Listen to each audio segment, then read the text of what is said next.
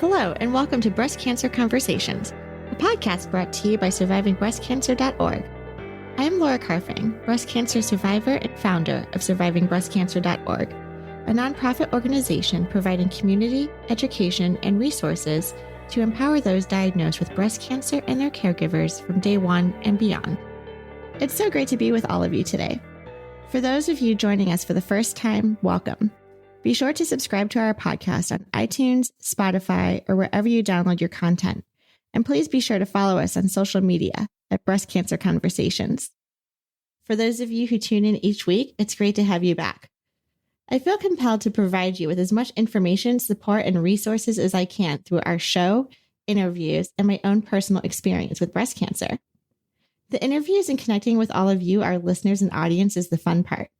But there is a lot of sweat and joy that come from the relentless hours of post-production and editing that we do each week to bring our podcast to life. My heart and soul could not be more passionate and committed each week to delivering inspiration, hope, and support. That's why I've decided to make the decision to partner with Podigy to help with the back end of editing. If you have a podcast or are thinking about starting one, I highly recommend them. They are super easy to work with, they provide great advice and customer support, and they offer our listeners 25% off your first month when you mention our podcast, Breast Cancer Conversations. We know cancer takes a village, and I'm glad to have Podigy part of our support team. We have a great lineup for you today. We are speaking with Dr. Beverly Zavaleta. Dr. Zavaleta is a board-certified family physician, cancer survivor, and longtime advocate of patient education. After receiving her medical degree from Harvard Medical School, she completed her residency training in family medicine at Christus Santa Rosa Hospital in San Antonio, Texas. In 2015, she was diagnosed with triple-negative breast cancer. Topics that we cover in this hour-long episode include high risk. For example, if you get routine mammograms and even biopsies, which come back negative, it almost normalizes the experience. Imagine the shock you receive on your 7th biopsy that returns a positive result. We also talk about 30% of breast cancer risks are in our control, so let's maximize what we can do. We share tips on lifestyle recommendations in Dr. Zavaleta's book, Brave Chemo. We dive into some of her chapters on mindset, tips for managing chemotherapy side effects, including insomnia, infection prevention, nutrition, and everything you need to know about chemo and supplements. This episode is content-packed. Welcome to the conversation. So we are here today with Dr. Zavaleta, who joins us, and you have a very interesting story from what I can tell with your medical background, also with your diagnosis with breast cancer, and then also you're an author and speaker and wrote this amazing book, Brave Chemo. So we're thrilled to have you on Breast Cancer Conversations today. Thank you. I'm really pleased to be here and speak to all of your listeners. And I completely agree. It's such a wonderful way to reach out to people. And the key is helping the community because we're all in this together and helping people get through it and live their best life. So I'm all about that. So I'm really pleased to be here. I'm trained as a family physician. I got my medical degree at Harvard and then moved to San Antonio and was residency trained there in family medicine. I practiced for many, many years and got married and moved to Brownsville, Texas with my husband and our boys and continued to practice family medicine. I moved into hospital medicine after several years and was practicing doing that. And I was diagnosed with breast cancer. And of course, that just throws a wrench in your world and everything comes to a grinding halt and you have to work on getting healthy and saving your life. It's basically survival mode. And throughout that process, I became kind of a magnet for people asking me questions about, obviously as a medical clinician, it's my job to answer questions. That's what I do all day. But then I was out of work during my treatment. And even then, people, friends, acquaintances, neighbors, things like that, still were asking me questions, which I'm happy to answer. But I became a cancer magnet, which I think happens even to lay people. I'd be interested if your listeners would respond to that conversation. I think the cancer patient becomes the neighborhood expert. Yeah, and everybody wants to know your experience, which actually is good because that's how we create a greater body of knowledge. We can maybe talk about it more later, but there's a huge group of cancer advocates because people's personal experience, this is what actually then creates new ideas for research, and that voice is extremely important. So anyway, back to the main story. I was stuck in my house being treated. I couldn't work entirely because my chemotherapy regimen was so intense because of the type of cancer I had. And the work that my job was entirely in the hospital, exposed to these really nasty germs, and it was 12-hour, 13-hour shifts that was completely incompatible with working. So I was bored and isolated. And so I was happy to help other people. And I did a lot of texting and emailing and talking to different people and friends and cousins and all across the country. And after several months, one of my friends said, you really should write a book because you have all these materials that you've sent to people, helping them through different experiences.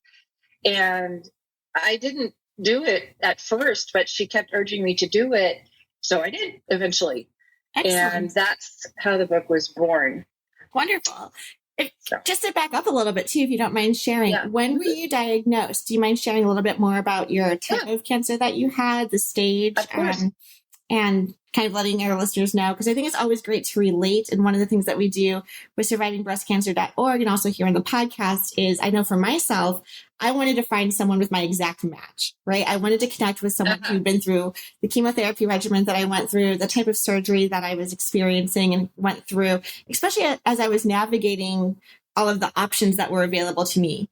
I wanted to talk to the people who had like the deep flap surgery, or talk to people who had implants, or talk to people who decided to do a breast conservation type of procedure. So for me, that was like, where's my breast cancer twin out there? Where are they? Yes, sure.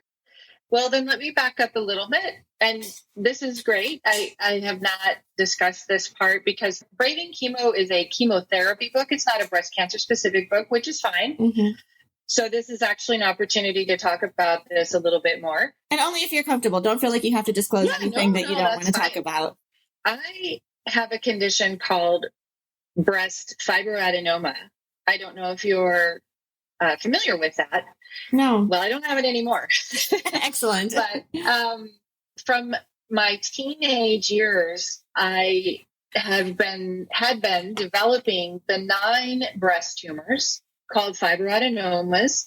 They can grow very quickly. They're these rubbery, round, smooth masses, nodules, and they're very responsive to puberty. So actually, it's common in the teenage years that they start. And the trajectory is you get them and you typically grow a lot of them. And the genetics are not understood. Trust me, I researched that up, down, and sideways. So from the time I was a teenager, I had a surgery. I had them removed. It was confirmed. This is back in the 80s. Sure. Okay, long time ago. And confirmed fibroadenoma. So I was in a high risk surveillance from the time I was 17. Wow. So I was periodically everywhere I moved through college and then various places, always establishing at a breast care clinic. I mean, it was kind of the story of my life. And luckily, I had very good care. I went to undergrad at University of Michigan, which is a premier breast care center in the country, and a very experienced older surgeon. Don't remember his name. He's probably passed by now because this is in the 90s. And he was very wise and conservative and said, we're not going to turn you into a roadmap and take all of these things out. We'll just in other words, cutting you up at the age of 21 doesn't make any sense. Sure. We know what these are. We'll monitor you with ultrasound. So fast forward, by the time I was getting mammograms, I started at 35 because I was high risk, which make sure the listeners understand is not typical, but for high risk groups, it's different. So I was a very experienced mammogrammer, ultrasounder, self-breast examiner. And for me, so by the time I was 43 and got my I mean, I probably had 50 scans of one type or another.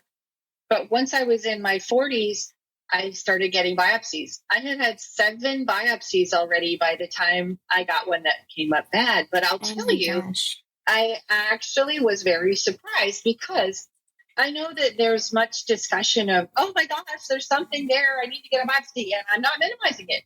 It's terrifying every time you do that. However, I had so many that it was like, oh yeah, whatever, number 7, it almost became it was routine. Exactly. And that particular lump was not anything that felt any different than numbers 1 through 6 for me. So I was just as blindsided as the person for whom it was their first biopsy. Exactly. Which is such an irony that I guess I could have felt like, oh, it was my destiny, but I didn't feel like that at all. I was just as blindsided. So the reason also for the long run up is that by the time I had this biopsy, it came back triple negative breast cancer, which is more aggressive out of the gate than, say, estrogen and progesterone positive. HER2 negative, that would be that type tends to be a little more what we call indolent, like slow growing, than the triple negative. That was my tissue type, my tumor type. And I was, from the day I was biopsied, I believe it was 14 days, and I was in the chemo chair. Had a port, getting chemo. And so it was just that tornado. So even for me, even though I had been being scanned and biopsied since I was 17. Wow. So, yeah. And then it took a while for the dust to settle and to kind of get my head on straight. And as a physician, I did a lot of research, but not for several weeks. I mean, again, I stuck my head in the sand or just kind of hung on for dear life to what was happening. It just started the treatment. Yeah. To get through it like anybody else does. Yeah. Well, thank you for sharing that story. And I think you bring up a lot of great points that, I mean, again, I know we have some discussions to talk about specifically Braving Chemo in your book, but I think this is really great context too, and very educational because, to start from the beginning of this like high risk idea, right? That did you have any genetic testing done, or is breast cancer part of your family history at all?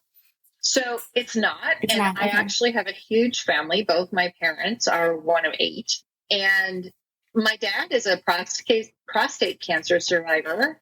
And he also had an in situ melanoma. And there are some genetic mutations that link prostate and breast cancer together. Yes. But I had myriad genetics testing, and I came out negative for everything, for the BRCA genes, as well as I believe I was tested for 8 different ones. The panels now test, I mean, this was 4 years ago that I was tested. Now they test for many, many more, or you can test for many more, depending on the circumstances. But I was negative for all of them. So you could do a whole podcast on genetic testing, okay? But a huge percentage of cancers are random mutation. Yes. It's an estimate of about 70%. Which is really tough, I think, for a lot of people to accept that, or, well, it's either good news or bad news, depending what kind of person you are. For me, I actually felt to some extent like it was good news because I think there's a lot of blaming in the cancer community at large. Like, oh, I just shouldn't have eaten that ice cream, or I should have exercised more. It's my fault. I brought this on myself. And I do not ascribe to that. We just should not be blaming the victim here. Again, I'm not saying that we shouldn't eat healthy and exercise. We should. Absolutely, we should. I'm a doctor. I recommend those things to patients every single day. Yes. And I try to do them. I try, even if it's 2 minutes of breathing exercise, and that's all I get. However, there shouldn't be any blaming. And so learning that, hey, I had a random mutation cancer. So it is what it is. And so my struggle is just kind of letting go that stuff happens. Yeah, no, absolutely. And I know our listeners know a little bit more about my history, but just to give you some background, I was a strict vegan for, I would say now, like half of my life, worked out regularly, Like that was like my whole lifestyle was, I became a vegetarian at the age of 16 and then slowly morphed into being a vegan and then got diagnosed with breast cancer at 34 actually, right before my 35th birthday. And, it was just complete left field. So I understand what you're saying, whether it's your first biopsy or your seventh biopsy, you're just like, oh my gosh, how could this happen to me? We definitely talk in the breast cancer community a lot about you don't want to feel like you're, breast cancer shaming or self-blame or trying to figure out why. And I resonate so much because I did some genetic testing and one of my genes came back with that variant of unknown significance. And so just recently, actually, I got a letter in the mail saying that gene has been classified now. It is considered negative. So on one degree, I was like, oh, that's great news. I'm so excited. And then on the other news, I was like, but then why, right? Why do I have this sporadic diagnosis? Yes. There's no genetic history, family history. And I'm actually working on a research paper right now. We're going to be presenting at a conference at the end of February, specifically on genetic testing and the complex decision-making process that goes into women who either want to know if they have a predisposition to it or have been diagnosed and decide whether or not to do the genetic testing.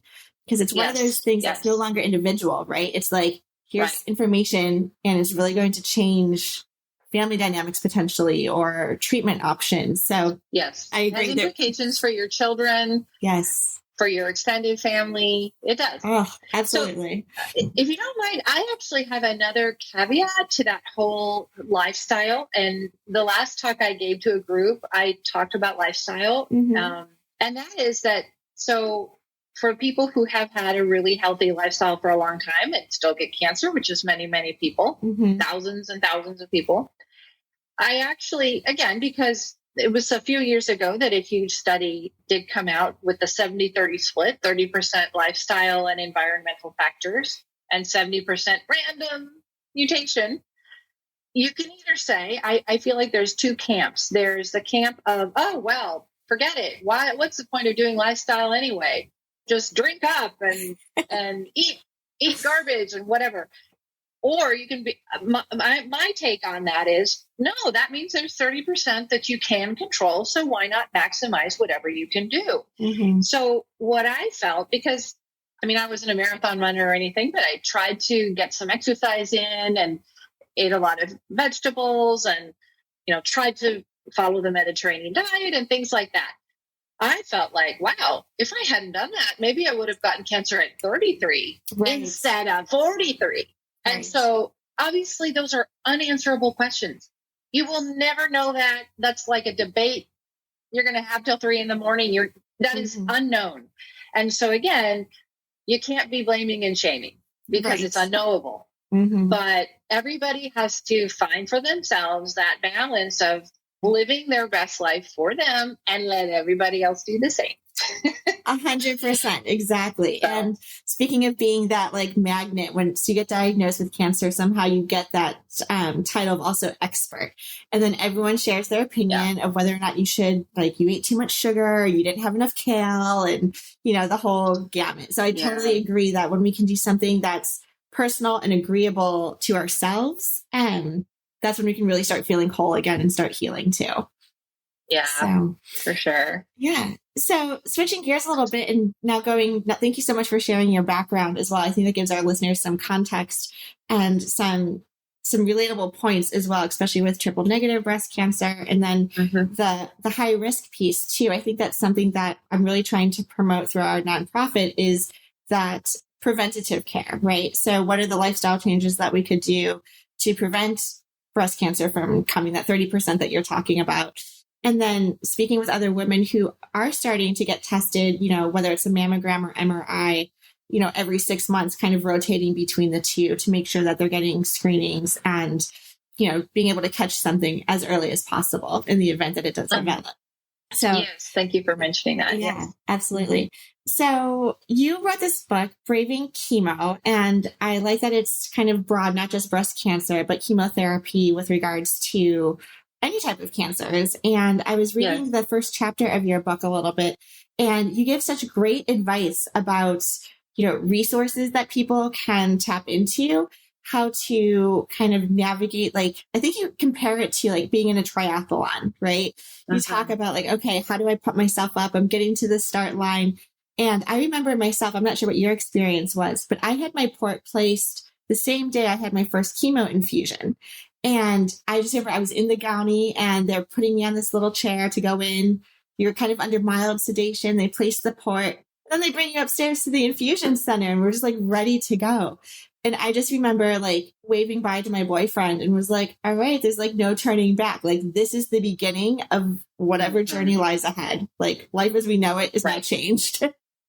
Yeah, definitely what I wanted to share in the beginning. So the very first section, well, I have an introduction where I talk about a little background and why I wrote the book, which is what I shared. Chapter 1 is called Getting Started. And the book is broken down into 7 main chapters, but then within that little mini sections, because when you're having chemo, again, at the beginning, you're just overwhelmed. And even going through it, in the best of worlds, you get more and more tired as you go through because the treatment starts to wear on you.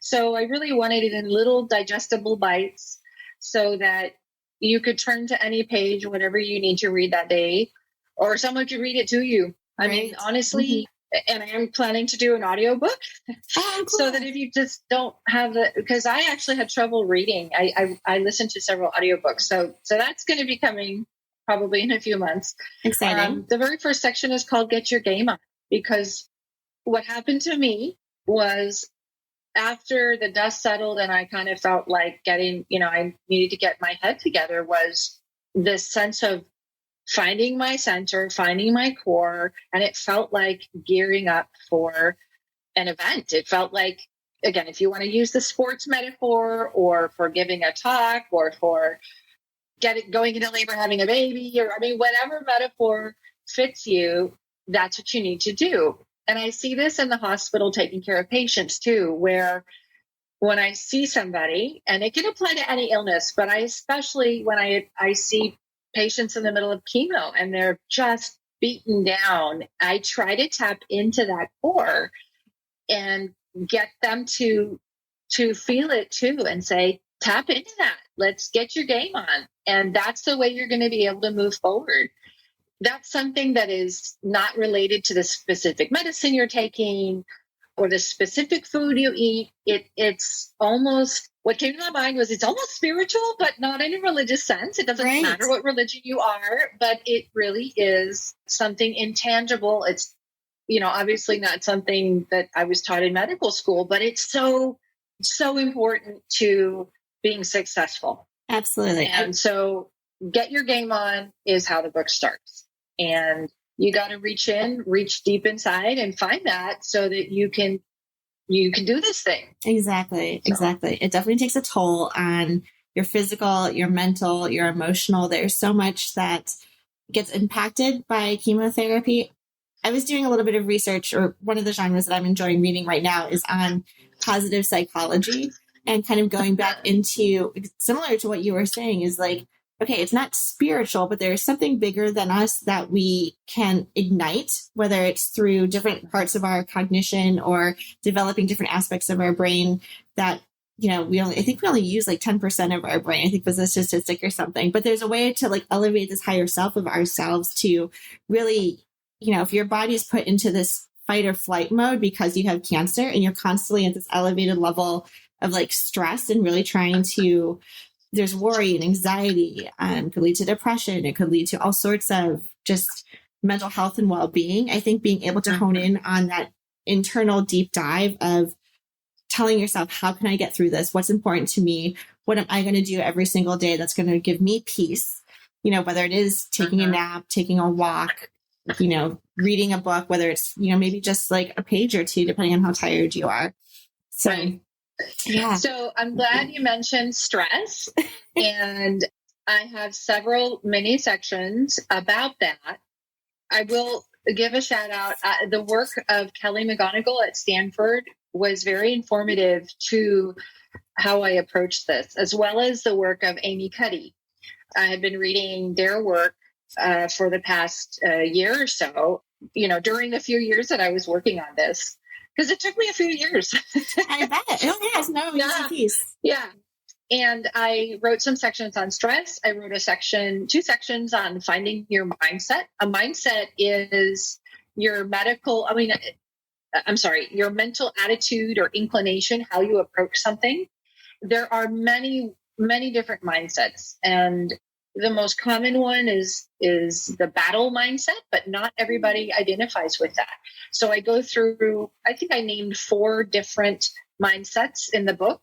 I talk about the battle, the journey, the challenge mindset, and the healing mindset. So I'm sure there are more, and there's probably people who sit somewhere in the middle. They have a sort of a blend of the healing and the battle. I mean, so it's not that those are the 4 and, that's the end of it, but it gives a framework so that people can start to do the deep dive and examine that, because I found it helpful. My personal mindset was the healing mindset. I mean, I remember sitting in the living room of a friend's house. She happens to be a yoga teacher. Actually, my blog post last week was about this friend who helped me. She came over and designed some gentle yoga because I was flat on my face. I could barely move. So I sat on her couch and said, I don't want to go to battle. This is not a battle for me. Who am I fighting? Am I fighting myself? The cancer it's part of me. That doesn't make sense for me. That feels so violent and terrible. And that's just not me. I don't want to get pink boxing gloves. Like what, now for the people that have pink boxing gloves, awesome. Go do it. I mean, it just wasn't me though. Like I just couldn't see that. And I think it's because I am a healer. That is what I do every day. I go in and I lay hands on people. I listen to them. We share a connection, and we're walking down a road trying to heal. So I felt like I was wounded. And so that was how I envisioned it. I was healing. Is the idea to move from one to the other? Is it like a stackable process? Or is the idea, depending on what you're going through, these are different frameworks you could adapt based on where you are in that progress? Absolutely. I mean, it's very fluid. I think my goal is that people are aware of what is happening internally so that they can feel all of their feelings, bring the unconscious conscious.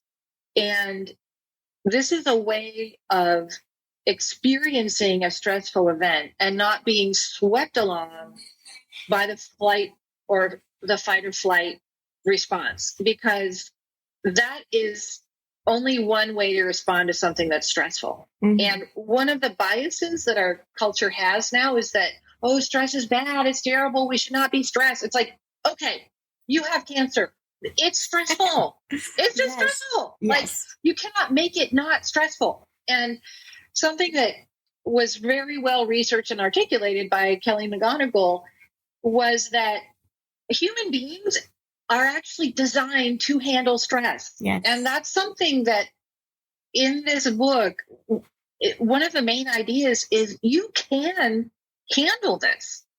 You can. And so your mindset should not be that you can't do it. It's that you can do it. Right. And you just have to tap into that core that's there and listen to what's there and figure out what is the best way for you to do that. So yes, these are stackable mindsets, if you will. And some days you may wake up and go, yeah, I'm going to battle. Sometimes I felt like I was, I had the song, the fight song in my head or whatever, but most of the time I had sort of like the healing gong in my head or, and for some people that's too cheesy and they don't want that. Great. Don't use it. If it doesn't work, don't use it. Yeah, we talk a lot about that too, in terms of, I do a lot of blogging and writing and podcasting and talking. And, I was actually very excited. I was invited also doing some public speaking. We went out this past summer to Oregon and was able to be a keynote speaker at their Relay for Life event. And I was so excited about the opportunity. But then at the same time was like, when you're addressing a crowd and you don't necessarily know what language people are going to adopt to you, While a warrior or a fighter might be really empowering for one, or survivor, I know for my friends who have more advanced stage cancers don't relate to the word survivor. They prefer thrivers or someone living with or healing through cancer. I just wanted to be very cognizant and aware of that. And so to be able to bring that all together in your book and kind of acknowledge the different readers that you're going to be attracting is really important. So that's wonderful. So what are some of these like tactical components of your later chapters? Do you have like fun tips or anything that we can talk about? I know people are always asking in our like Facebook groups or different closed groups that we run, I'm on X, Y, and Z chemotherapy regimen. My fingernails are changing, or I have nausea, or I can't sleep at night. I think that was the worst, was not being able to sleep where you're so tired. And I remember, I've never suffered insomnia before, but I just remember lying in bed. Like I could not wait for the sun to rise just so I could like get out of bed and wake up and like move tirelessly throughout my day. Right. So I do have a couple of sections on sleep and insomnia, and there are some basic sleep hygiene measures which may or may not work. I mean, I can go through a couple of them. First of all is you do want to pay attention and document, if you can, what is the reason, if there is something that's disturbing your sleep. So I do recommend keeping a symptom journal and a treatment journal. And actually, there are many, many formats online if you want to keep a paper journal. There are also many apps. And in the book, I list them.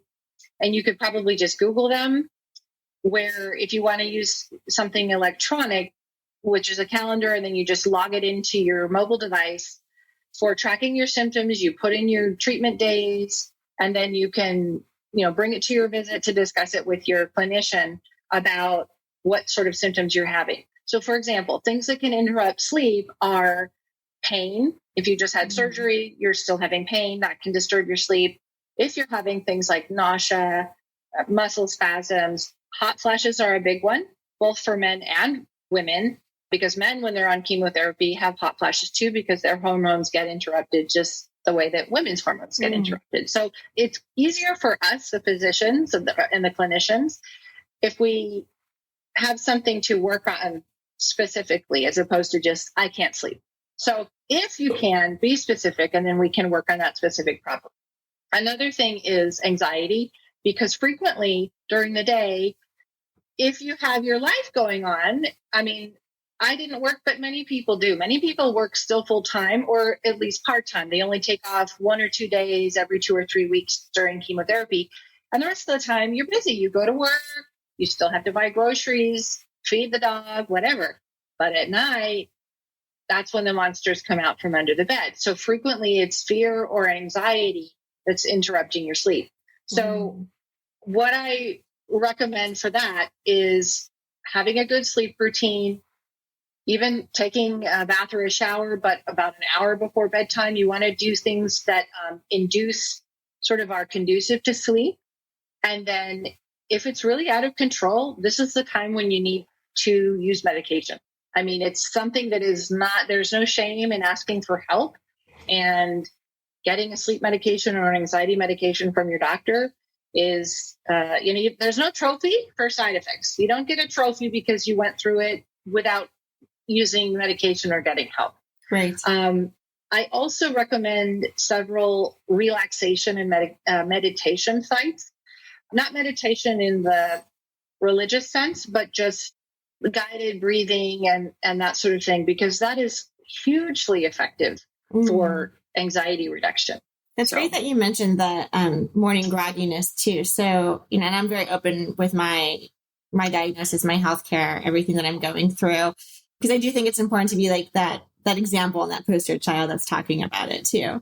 So I did take medication to help me fall asleep. And while I don't take it every night, I still have like a little bottle that, in the event that I need it, because even after your diagnosis, there's triggers that can still kind of flurry up as you're leading up to like your annual mammograms or leading up to like a checkup or follow-up. There's definitely some, what I just call it the PTSD that sets in. Yeah. And my boyfriend's so funny because like it'll be about a week before those appointments and I'll start getting really edgy or like really nervous. And I'm like, maybe it's work, maybe something's going on, something's on my plate. And he's like, he'll look at the calendar. He'll be like, no, Laura, you do this every so often. Like, I know what's going on.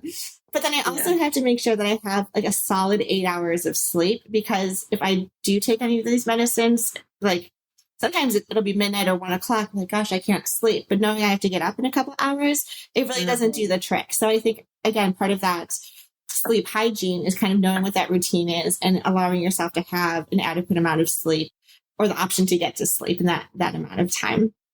Yeah. So something else that is important when you're on chemo is the issue of infection prevention, which I just want to mention right now because we're making this recording during flu season. I mean, the peak of flu season, which it may not be by the time people listen to it, but when you're on chemo, your immune system periodically will be very, very low. Usually, it depends on which chemotherapy drug you're taking, but usually 7 to 10 days after, and then for about a 3 to 4 day period, your immune system is really low. So one of the chapters I have is on preventing infection, and a lot of it is just very basic stuff, washing your hands frequently, using hand sanitizer, but I go into detail about disinfecting all the raw fruits and veggies that you use in your house, guidelines about eating out, list of foods you shouldn't eat, things like fresh cheeses, any of those cheeses like feta, or I live in South Texas, so Mexican queso fresco, can't eat that. Sushi, obviously, very high risk. Things that, it depends. I've come across people who get a very extensive list from their oncology practice, and other patients don't seem to get quite as much information. And there are some oncologists that are more permissive than others, and it really depends on your medication, because some really make the immunosuppression, the white blood cells drop a lot, and some do not, and it depends on you. So everybody usually is getting their blood checked periodically every week or 2 weeks or 3 weeks. So it's one of those things that it is hard to make a blanket recommendation. Sure. And so you need to know how much in danger are you, keep track of it. But Brave Chemo has a recommendation is to stay safe. And it is really important, because getting a blood infection and being in the hospital is no joke. I mean, it's not only just miserable and inconvenient, but it's very dangerous. Yeah. So, and then it delays treatment, because it could throw you off a whole month. So you stop your treatment, have to get better, restart. So that I'm all about prevention. I mean, that's prevention of the side effects, prevention of the complications, feeling better, taking care of yourself, get through it. Yeah. Would you recommend patients partner with a nutritionist also? If you have access to a nutritionist, I think it's a good idea. Now, usually it's just the larger cancer centers, academic centers that have a nutritionist on staff. Most community-based oncologists or oncology centers don't have a nutritionist on staff. But if there is one, then it's a good idea. And again, depending on what medications you're getting, you might have different issues. Some people have trouble with weight loss, and they're struggling to, say, eat enough protein. Right. In other words, if you spend a week eating nothing but watermelon, because frozen watermelon is the only thing that you don't vomit, you're going to lose weight. Yeah. So you're going to have to go in and figure out, okay, how am I going to get my protein? So I have a whole section on how to get your, a section on protein-rich snacks, and just lists of suggestions. And I list how many grams of protein per body weight, things like that. If you, on the other hand, are getting pumped full of tons of steroids, you're going to want to eat a bucket of macaroni and cheese every day. So you're probably going to gain weight, but that's still not a lot of protein. You're going to be gaining mostly fat, because of that it's carbohydrate. And now, again, calories are good. I mean, you want to avoid weight loss. And so I'm not the most important thing. And again, this gets back to our blame and shame conversation, but the most important thing is eat whatever you can. Yes. Okay. And so even though I have sections on, yes, in the ideal world, you eat vegetables, and in the ideal world, you eat your, enough protein. But If you are so nauseous or constipated or diarrhea, whatever, eat whatever you can, get your fluids however you can. Yes. Now, back to your question. I didn't forget it. The biggest thing to avoid during chemo are supplements. Okay. Like vitamin supplement, vitamin C, vitamin E, especially antioxidants. And the reason for this is that we have many studies now that the antioxidants will protect the cancer cells, which you don't want to do. Really? Right? Yes. Oh my gosh. That sounds so counterintuitive. Yeah. And so, okay, nerd alert. Love it. Okay. So oxidation is a process in the body whereby your immune system uses reactive oxygen species to kill things. That is what oxidation is. So it is a method of your defense. If you get rid of all the oxidation, you're actually also getting rid of one of the ways that your body is trying to kill the cancer. And so during chemo, you don't want to have antioxidants around. For example, so green tea, you do not want to drink green tea or take green tea supplements during chemo. Vitamin A, C, and E, for sure, no, because those are all antioxidants as well. There are certain specific vitamins that if you are deficient, as proven by a blood level, your oncologist may prescribe them. So, for example, if you are documented to be low in one of the B vitamins, your oncologist may prescribe one. Or vitamin D if you have a deficiency. Same thing with iron. Iron is also a reactive species that participates in a lot of enzymatic reactions. I told you this was nerdy. I'm sorry. We can stop soon. No. I'm all about this. So iron is not something that, oh, I'm tired, I'll take iron. No, only if you, so for example, I was very anemic, meaning my red blood cells dropped very low. I was on a regimen that really dropped all my counts. I had to be on injections to stimulate my white blood cells, but my platelets were low. Those are the blood clotting little cells, and my red blood cells. I did not get a transfusion, but I was this close, like every other week for about 3 months. And I was like, no, I didn't want a transfusion. So, but she put me on iron. But again, I was being good. I was wearing my patient hat, not doctoring myself. I was letting her make the decision because iron is also very reactive, and you don't want the iron protecting the cancer cells either. So no supplements unless your oncologist prescribes them, and it's going to be for a documented reason. You mentioned as part of your book, you were talking about befriending medicine as a topic. That term just in general sounds so intriguing to me. Can you explain a little bit what you mean by befriending your medicine? Many breast cancer patients have a medication called adriamycin. Yep. The other name for that is doxorubicin. The nickname for that is the Red Devil. Looks kind of like red Kool-Aid. Mm-hmm. And I'd heard of that. It tends to cause a lot of nausea, a lot of constipation for a lot of people. I think because it's so alarming looking. I really wanted to reframe that. And so I decided I was going to think of my adriamycin as the red goddess. Mm. And so my yoga teacher friend went out and found a photograph of the goddess Kali, who is a warrior goddess. And she has, I believe, 8 arms, and she's making these faces.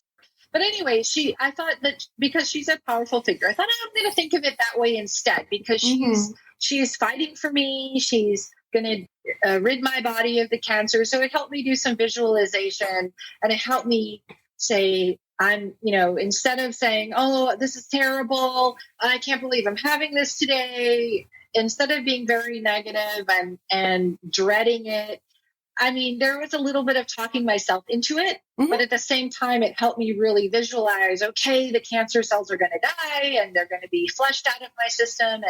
And, I've got Kali in my corner, and I actually didn't feel as fearful.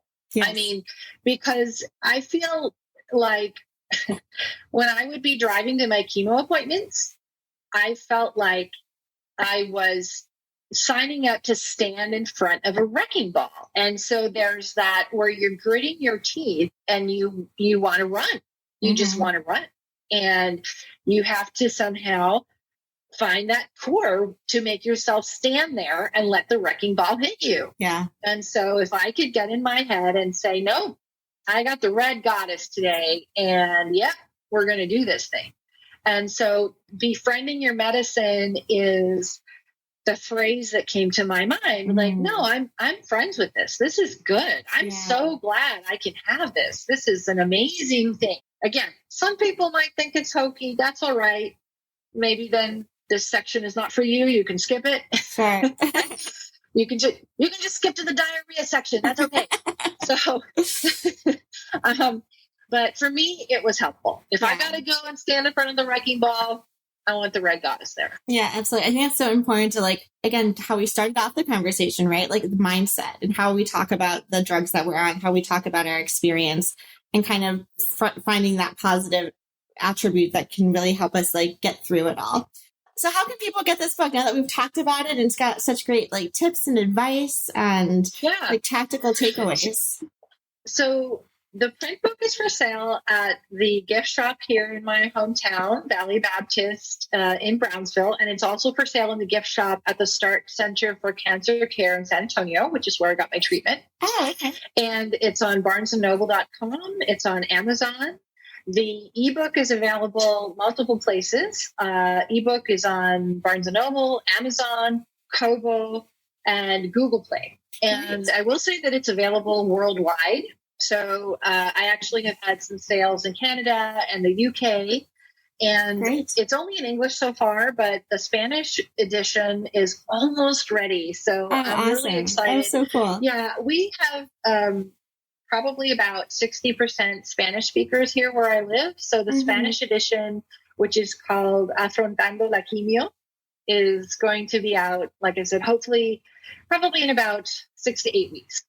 I am very active on Twitter and Instagram. So anybody is, I really encourage people to reach out and reach me. I'm at bzavaletamd on both Twitter and Instagram. And I do check every day, at least once, and respond to messages and questions. And I'd like to hear how people are doing. And I'll probably be doing a second edition in 2022, which is a long way away, but I will be updating because this is a science-based book. So as the scientific data changes, which it will, I will be updating the book and putting in more information. And of course, also the links of resources will change as some resources maybe go away or outdated and other resources come up. So, please send me ideas and tell me how you're doing and what you want and what you need, because that's the purpose of the book, is just to help you get through it. I love that. Thank you so much. That's wonderful. Well, thank you so much, Laura. It's been wonderful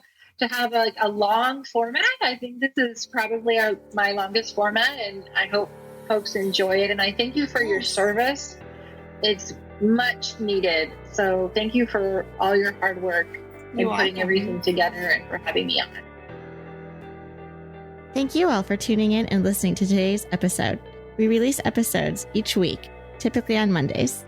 If you have a topic idea or would like to be a guest on our show, please contact me at laura@survivingbreastcancer.org. We love hearing from you. Please remember that the content here should not be taken as medical advice. The content here is for informational purposes only, and because each person is so unique, please consult your healthcare professional for any medical questions. Views and opinions expressed in our podcast and website are our own and do not represent that of our workplaces. While we make every effort to ensure that the information we are sharing is accurate, we welcome any comments, suggestions, or corrections. In no way does listening, reading, emailing, or interacting on social media with our content establish a doctor-patient relationship. Until next time, keep on thriving.